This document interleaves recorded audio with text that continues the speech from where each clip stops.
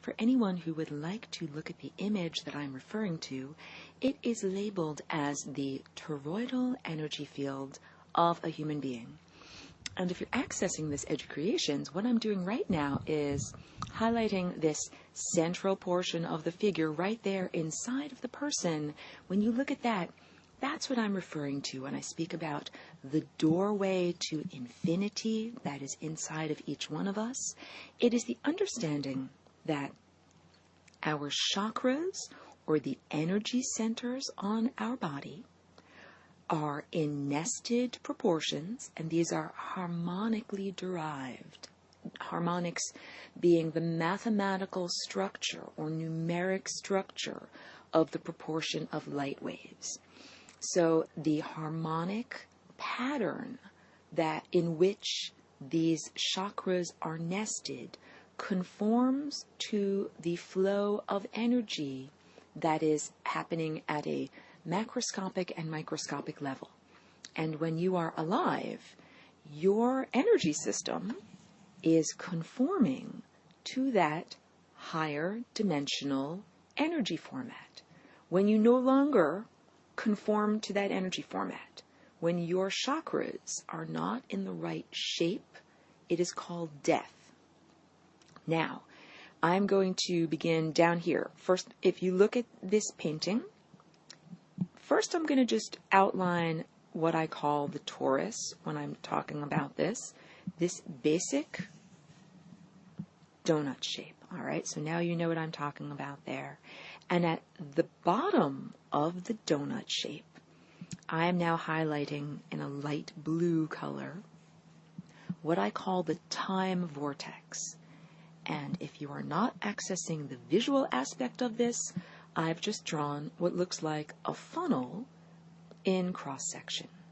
And coming upward from the bottom, the wide part of the funnel, are lines, and all of the lines terminate in the curved part of the funnel, except for this one central line. I'm going to make it in green so that hopefully everyone can see it properly.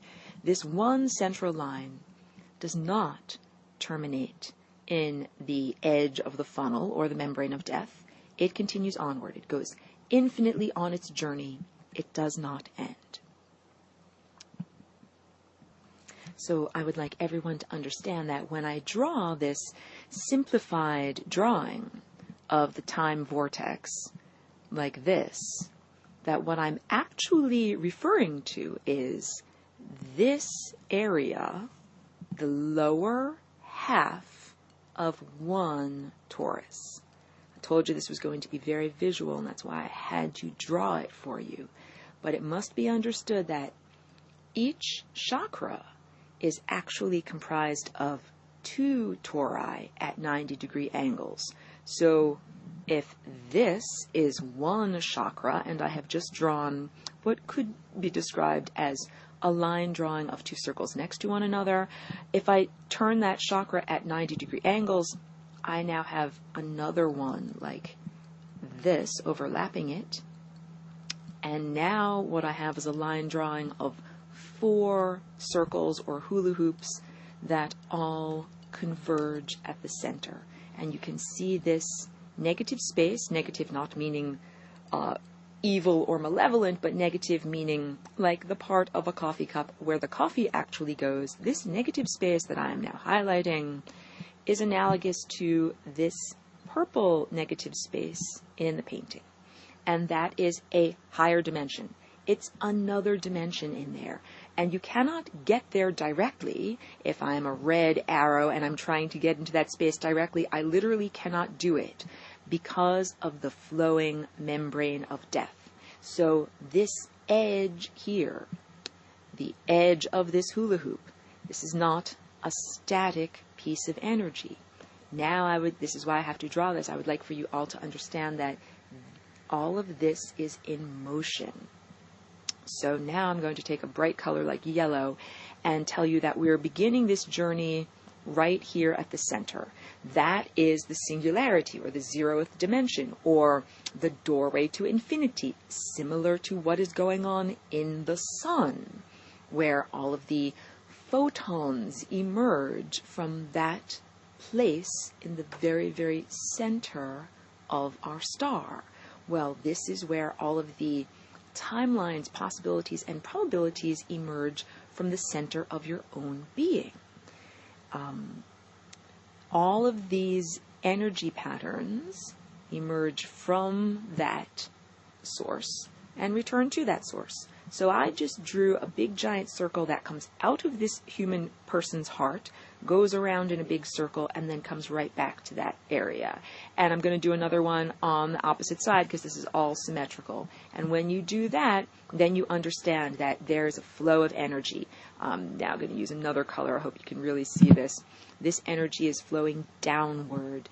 It's like a waterfall flowing downward. And that waterfall, water is made of flowing molecules of water. This flowing membrane of energy is made of flowing molecules of consciousness. Each one of these little green circles that I'm making right now is meant to represent the final denouement of a timeline. So also you must understand that I'm drawing these simplified cross-sections, diagrams, as if the timelines travel in a line, but they actually travel in a spiral. So instead of just traveling upward in a line, they actually travel around in a spiral, upward like that. But in order to make it easier to draw the diagrams, I draw them like lollipops, simplified lines that have a dot at the top. And the line is every moment of a person's life, from the beginning, their birth, up until the very end, which is their death. And by the time they die, they have accumulated all of their life experiences in, you could call it your memory banks or your neurology. And this is what I was talking about when I was saying that humans were designed and created to be real-time broadcasters, but because of the hacked human operating system, instead of transmitting all of your life experiences and thoughts and feelings and memories while they're occurring back to the solar consciousness and back to the great galactic supermassive black hole so that the galaxy knows what you're doing, most people save it all up on their hard drive and don't turn it in until the moment of death. This is what happens in every situation except for on the Ascension Timeline. So the Ascension Timeline is this central timeline. I'm going to draw it in yellow. I hope you're seeing it, and I'm really highlighting it a lot so you can see it.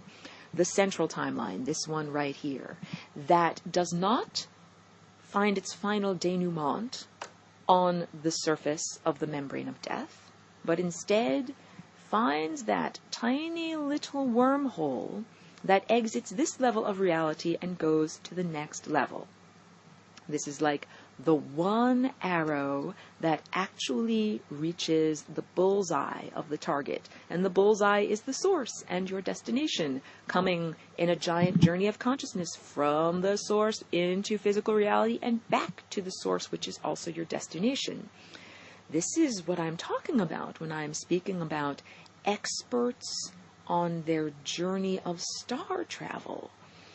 We are experts on our journey of star travel, and we will not leave this place by getting into a giant clank-clank metal spaceship and flying elsewhere. Oh no, I laugh at that silly assertion. We will all get into our vehicles of ascension and exit through the wormhole, which is this little thing that I just drew in yellow. And our vehicles of ascension, this is the coherent light body that you and I and everyone should be practicing cultivating, and that I've drawn this picture of in order to hopefully inspire people to cultivate it more. The non-physical aspects of consciousness, your light body. So when you see me walking down the street, you might recognize I'm wearing a rainbow sweater. You might not perceive with your physical eyes that I am also surrounded by a rainbow of light, but with your non-physical eyes, you might perceive it. And we are all moving into the realm where we reactivate our higher faculties, and we are better able to perceive with our non-physical eyes. So just continuing with what I've drawn here, each one of these green dots represents the last moment of a version of you. And you also have to understand, I'm now highlighting, how about this whole giant area down here, I'm now highlighting in purple. That's the lower half of one torus. But this is all energy that is flowing together. So that lower half of one torus is one life experience. I'm now highlighting a totally different life. This is up here, up above this one particular person. And guess what? You have two more that are not in this particular drawing. And this energy, I'm flowing in purple now, out from the source into reality and then back to the source. You can see how the flowing membrane of death coming from one chakra flows into the next chakra. This is to show you graphically that you have many lives that are intertwined within one chakra structure. Many timelines and probabilities and possibilities of awareness of many different experiences are all being graphically represented by this grouping of timelines and probabilities and possibilities. Let's also speak very briefly about what this means in terms of death when a person dies. I'm just drawing two of these time vortexes here. So this one that I'm drawing in black is the primary one. We'll say that's one person's life. Now I'm going to draw a different time vortex that overlaps with the first one, but only slightly. Only some of the timelines of this red vortex overlap with the timelines of the black vortex. As I said, this is a very visually oriented teaching. If you're not looking at what I'm drawing, you could imagine two funnel shapes that overlap one another at the periphery. And the area of overlapping, like in a Venn diagram, that area of coincidence, those are the only areas or timelines or possibilities in that area where those consciousnesses could meet and interact. There are vast areas that I'm now highlighting in purple on that person's timeline where they never got a chance to interact with that person in red. And it gets further, because when we are describing lives at the periphery of the time vortex, out here at the edge, those are the distortions. Those are the aspects of your journey that are less true to your core persona. And the infinity timeline that I'm highlighting now in purple, that goes straight up and down, and goes directly from the source and right back to the source, not tilted at an angle. That core timeline represents your essence, or the true nature of who and what you are.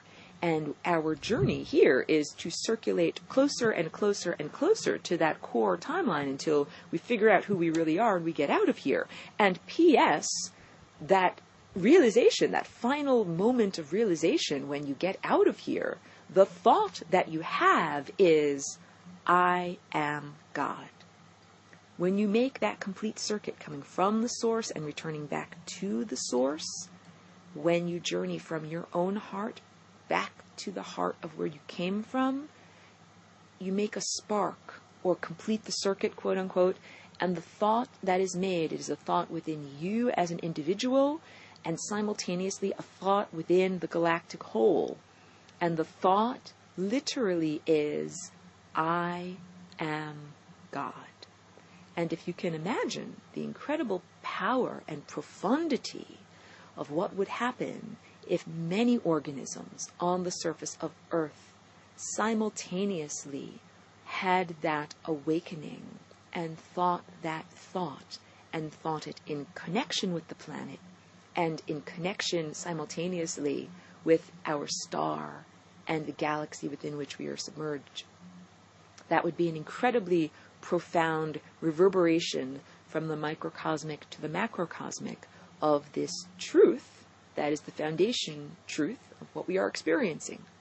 I am God. And that is said from my personal perspective. Each one of us on our journey must say this from our own personal perspective. So to paraphrase, when you create this circuit, you will not think Aurora is God, even though Aurora is God, you will think that you yourself are God. And that is our journey. That is what we are here to do. So the first thing is understanding that when we are in alignment with that central core, we are aligning with our own divinity. When we are aligned not with that core, and now I'm drawing a purple line that faces to the membrane of death, when we are at a canted angle, we are moving away from life. We're moving away from the harmonic structure of being conforming to this larger, higher consciousness structure of energy. We're moving away from life. We're moving towards death. We're moving away from our core consciousness and who we really are and who we are as a divine being. And also understand that when we are interacting with people in life, we might be interacting with only the edge or the periphery of who they really are, not with their core. So I just drew two different lines. One is a purple line at the edge of this red time vortex, and one is a purple line at the center of the time vortex. The purple line at the edge, this is not who this person really is, but that's who you're interacting with if you're in that zone of coincidence. You're not interacting with them as this refined central possibility, who that person is as an ascended master. So this is a graphic representation of the understanding that each one of us has within our life possibility and probability diagram, the totality of experience, from being the worst unrecalcitrant sinner to being the best highest consciousness saint. I'm using these words euphemistically, from being a murderer, rapist, horrible person at the periphery to being a really loving, truly refined, compassionate individual at the core. And because of where you are interacting, I am now making a little circle that shows the overlapping of these two time diagrams. Neither of those two people are connecting their core with their core.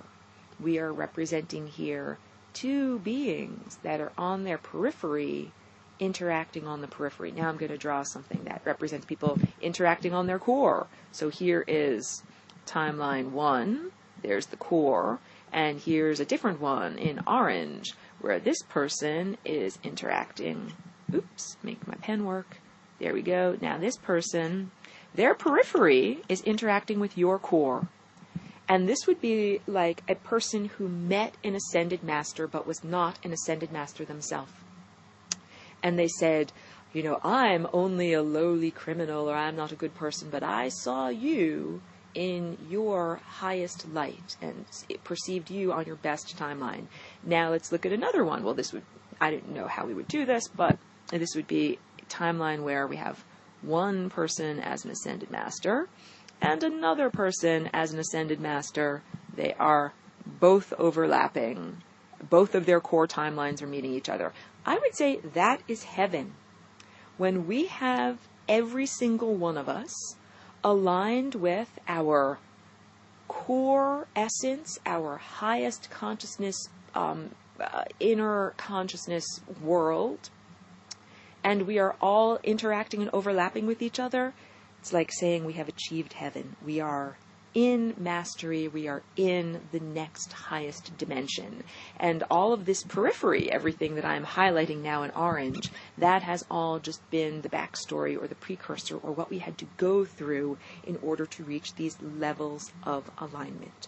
So I hope that you can understand what I was trying to get across with this simultaneously recording this visual presentation. These are not static images. These are static snapshots of the flow of energy. Energy is flowing. The energy that is flowing is consciousness. It is awareness. Last week I described it like the needle on the record. Your consciousness or your awareness is the needle on the record that is causing the song of your life to play. And the song of your life is this experience of being refined from out here on the periphery either a tiny baby that could hardly be born and then died from pathogenic viruses instantaneously, or an evil person who didn't know that harming others doesn't serve the totality. We all had to go through those levels of experience, learning what it is like to be totally wrong and mistaken, and then going back to the beginning and trying it again, until gradually, we are refined to this central position where we understand what works and what doesn't work, what serves and what does not serve. And when I talk about serve, I'm talking about serving the trajectory of consciousness. Infinity is the trajectory of consciousness, moving in an infinite direction, an unfettered journey that never ends. That is consciousness. That is what we are doing. And first of all, infinity can be achieved within limitations. If you can imagine two goalposts, or point A and point B, and that we can send energy infinitely back and forth in a line between these two goalposts, just infinitely reflecting it back and forth. So infinity does not necessarily have to take place within an infinite amount of space, but we are speaking about the infinite journey. Let's also talk about the idea of infinite fractality, energy that continues onward into ever higher degrees of complexity as we go into higher and lower levels of scale. So fractal means a thing within a tiny perfect version of a thing, within a tiny perfect version of a thing, within a tiny perfect version of a thing. And we keep getting smaller and smaller and greater, but we keep having the same tiny perfect version of that thing. This is also an example of an infinite journey within a limited space. If you're interested, you can do a little bit of research. Research a Sierpinski triangle, and then you will get that. So I have to wrap up this broadcast. Thank you so much. Please tune in again.